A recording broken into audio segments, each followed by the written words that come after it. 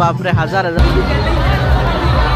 বাণিজ্য মেলাত আহি ধুনীয়া বস্তু এটা দেখা পালো বাঁহেৰে বনোৱা ধুনীয়া বিভিন্ন থিয়েটাৰ বিভিন্ন বেলেগ ধৰণৰ মোক যদি কোনোবাই দম দেই না এটা লৈ যাব পাৰে পুৰা গুলি মাৰি Welcome back to my YouTube channel Himanshu Vlog. প্ৰথমতে আপোনালোক সকলোকে মোৰ ভিডিঅ' মই চাই থকাৰ বাবে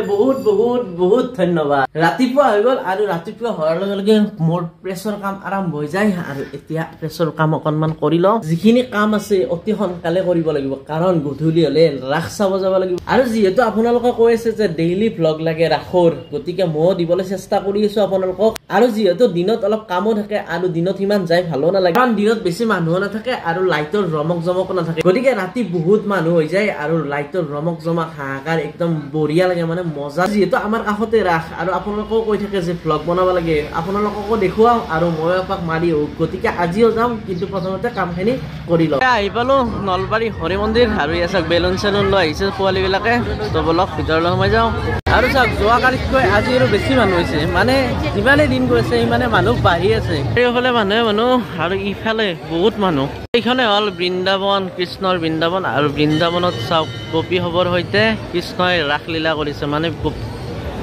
কৃষ্ণই বাঢ়ি বজাই আছে আৰু গোপীসকলে নাচিছে ধুনীয়াকৈ আৰু এই চাওক ধুনুমুনুহঁতে একদম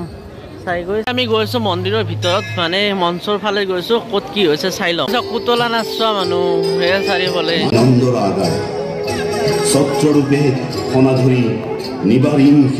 আৰু ইমান দিনে পুতলা এটা ইয়াত আছিল যে এনেকে আছিল আজি মূলাটো নাই মানে খপৰিটো ভাঙি গ'ল গোটেই আছে কোনে ভাঙিলে বা কোন কৃষ্ণই ভাঙিলে পুতনাৰ মূৰাটো পুতনাক আমাৰ বীৰসকলে ৰখি থাকোঁতে কোনোবাই ভাঙি পেলালে মূৰ এতিয়া কোন বীৰে ভাঙিলে বা তো পুতনা এনেকৈ শুই থাকিব সদায় আৰু শুই থাকক আৰু আমি আহি গ'লো ইফালে বাণিজ্য মেলাৰ ভিতৰত আৰু ইফালে চব চাৰিওফালে মানুহসকলে কিবা কিনি আছে আহি গ'লো ব্ৰিজৰ ওপৰত আৰু ইয়াত চব চেল্ফি উঠি আছে চাৰিওফালে মানুহবিলাকে সেয়া চাওক চাওক কাষেদি গৈছে মানুহবিলাক কিমান জাম লাগি গৈছে কাৰণ এইফালে আছে ইণ্ডিয়া গেট আৰু নলবাৰী বাণিজ্য মেলা তো সকলোৱে নলবাৰী বাণিজ্য মেলা চাব যাইছে আৰু আমি গৈছোঁ মেলালৈ এইফালে আছে নলবাৰী বাণিজ্য মেলা আৰু ইয়াত চাওক কেনেকৈ মানুহবিলাক এইফালেদি গৈ আছে পাই গ'লো আমি ভাৰত মাতা ভোজন বলক ইয়াৰ ভিতৰতো চাওক কিমান মানুহ আমি সকলোৱে জানো যে ৰামে বনবাস খাটিছিল কিন্তু বনবাসৰ ৰাস্তাটো ইয়াত চাওক কি ধুনীয়াকৈ দিয়া আছে এইফালে চাওক অযোধ্যাৰ পৰা আছে একেবাৰে এনেকৈ যেতিয়া সীতা হৰণ হৈছিল সীতা আনিব গৈছিল এয়া চাওক লংকালৈকে আছে মন্দিৰটো আছে এইফালে ৰাম সেতুত ব্যৱহাৰ হোৱা শিলটো আছে মানে এটা টুকুৰা আছে শিলৰ আৰু সকলোৱে ইয়াত পইচা দি এইফালে চাওক ৰাস কেনেকৈ আৰম্ভ হৈছিল সেই বিষয়ে লিখা আছে ইয়াত ধুনীয়াকৈ লিখা আছে ৰাসৰ আৰম্ভণিৰ কাল এয়া চাওক ব্ৰহ্মপুৰাণত লিখা আছে চৈত্ৰ মাসি জগত ব্ৰহ্মা সমৰ্থন প্ৰথমে অহনি অৰ্থাৎ ব্ৰহ্মাই চৈত্ৰ মাহৰ প্ৰথম চৈত্ৰ মানে চ'ত মাহৰ প্ৰথম দিৱসৰ দিনাই এই জগতৰ সৃষ্টি কৰে আকৌ লিখা আছে এইবিলাক বহুত দীঘলকৈ লিখা আছে আমাৰ মহাকাব্যখন যেতিয়া ৰচনা হৈছিল তেতিয়াৰ সময়ৰ পূৰ্বাঞ্চলখন দেখুওৱা হৈছে সেয়া চাওক গুৱাহাটীৰ দীঘলী পুখুৰীটো সনাতন ধৰ্মৰ লগত জড়িত আছে কেনেকৈ আছে ধুনীয়াকৈ লিখা আছে ভগদত্তৰ জীয়ৰী ভানুমতীক বিয়া কৰাবলৈ আহিছিল হস্তিনাপুৰৰ ৰজা দুৰ্যোধন এই ৰাজকন্যা ভানুমতীৰ বিবাহ উপলক্ষে গুৱাহাটীৰ দীঘলী পুখুৰীটো খন্দোৱা হৈছিল আৰু এটা কথা এইফালে চাওক শ্ৰীকৃষ্ণই অসমৰ জীয়ৰী ৰুক্মিণীক পত্নী ৰূপে গ্ৰহণ কৰিছিল কিছুমান নজনা কথা ইয়াত আহিলে ভালকৈ জানিব পাৰি একদম ডিটেইলছত দিয়া আছে চাওক পুতলা চুতলা বাপৰে এইফালে আছে ছোৱালীসকলৰ বস্তু চাওক টিকলিটো ৰাস চাব আছে কিবা জানা হৈছে না আহি গ'লো মেলাৰ ভিতৰত আৰু এইফালে চাওক বেলেগ ৰূপী আছে একেবাৰে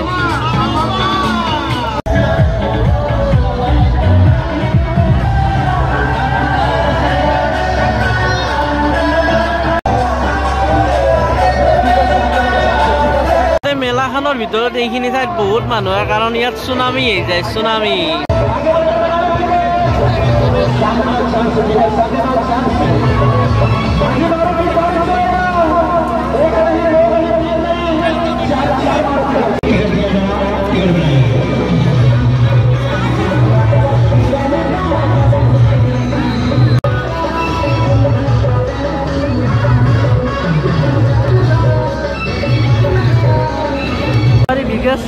চুনামি চাবৰ কাৰণে আমি ভাজা কিনি আনিছোঁ আৰু ভাজা খাই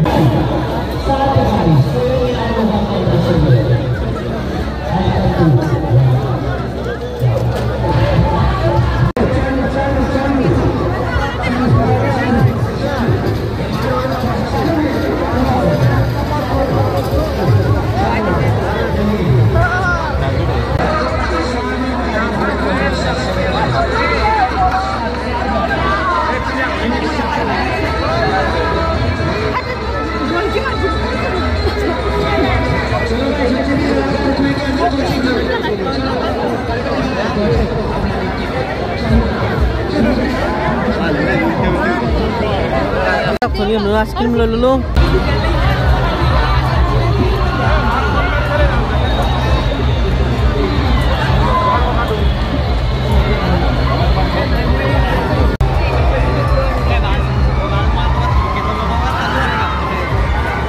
সৰু সৰু বগৰী খাই আহি পালো একদম গেট ইফালে ৰাম মন্দিৰ আছে আৰু ইফালে কেদাৰনাথ আৰু ইয়াৰ আকৰ্ষণৰ মানে কম হোৱা নাই এতিয়াও আকৰ্ষণ কৰিছে মানুহক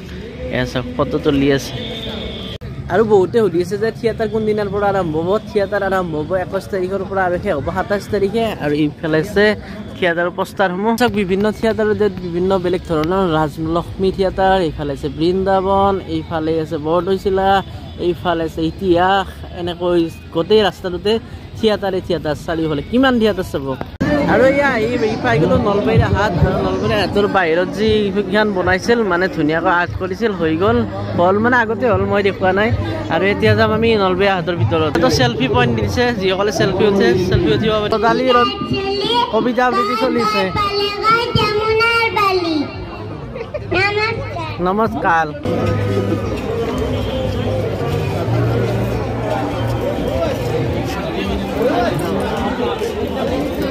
মোক যদি কোনোবাই দম দেই না এটা লৈ যাব আৰু পুৰা গুলি মাৰি দিম তই লৈ ল'লো নতুন চশমা কাৰণ এতিয়া বাণিজ্য মেলা চাম নলবাৰী বাণিজ্য মেলা আৰু এইফালে চাওক কিমান মানুহ হৈছে আজি আছে চাদৰ মেখেলা সেয়া চাওক ধুনীয়া ধুনীয়া চাদৰ মেখেলা এইবিলাক ধুনীয়া চাদৰ মেখেলা আছে বাণিজ্য মেলাত আহি ধুনীয়া বস্তু এটা দেখা পালো বাঁহেৰে বনোৱা ধুনীয়া এটা বটল আছে ইয়াত আৰু বহুত কিবা কিবি আছে এইবিলাক জাপি আছে সৰু সৰু ধুনীয়া এইটোৰ দাম কিমান মান হ'ব 150 টকা এয়া চব ধুনীয়াকৈ বনাইছে পাই গ'লো ইণ্ডিয়া গেট আৰু ইণ্ডিয়া গেটৰ সন্মুখত ফটো উঠা মানুহ চাওক বাপৰে হাজাৰ হাজাৰ মানুহ ঐ চাওক চব ফটো উঠি আছে এইবিলাক ফটো চেল্ফি চাৰিওফালে খায়ে নাই ইয়াত কিয় দিব চাৰিওফালে মানুহে মানুহ আজিৰ ভিডিঅ'টো ৰাসতনো কি কি চলি আছে আজিৰ পৰিৱেশ কেনেকুৱা হৈছে ৰাসৰ তো দেখুৱাবলৈ আপোনালোকক চেষ্টা কৰিলো যদি ভিডিঅ'টো চাই ভাল লাইক কৰি দিব আৰু যিসকলে চেনেলটো সাবস্ক্ৰাইব কৰা নাই এতিয়াও সাবস্ক্ৰাইব কৰি দিয়ক কাৰণ আৰু ৰাসৰ বহুত ধুনীয়া ধুনীয়া ভিডিঅ' আহি আছে